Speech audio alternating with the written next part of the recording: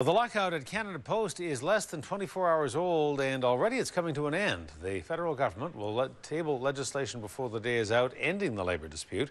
The union representing Canada's nearly 50,000 postal workers began their rotating strikes earlier this month, and Canada Post responded last night by shutting the system down. Mary Beth Burton has the story.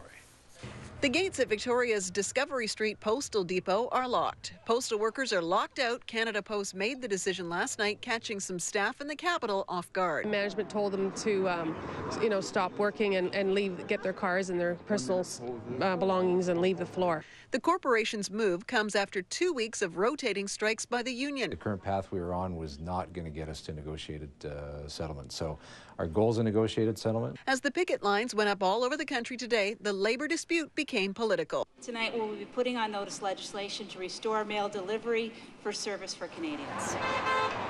That gives Canada Post and the union until the weekend to negotiate a settlement, with both sides far apart on many key issues. Canada Post is a profitable company. They should maintain what we have. We don't want to roll back to the 70s. We want to keep our sick leave. We want to keep our pensions. We want our job security. There are nearly 600 Canada Post employees in Greater Victoria, which also includes Shawnigan Lake, Cobble Hill and Duncan. And they're all frustrated that their labour action could come to a government-led end.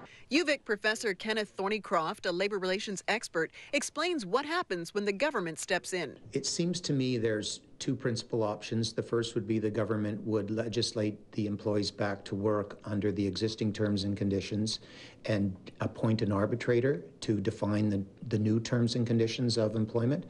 Alternatively, the government could just fix the contract in the legislation itself. The opposition worries about the message behind government intervention. Does the Prime Minister consider that this could in any way be interpreted as fair bargaining practice? Due to their inability to reach a settlement, they are threatening greater and greater damage on other parties in the Canadian economy. That is not acceptable to the government. Expect full mail service to resume by next Wednesday, and Canadians on social assistance will not be affected by the pickets in the short term. We will deliver by volunteers next Monday to deliver the checks.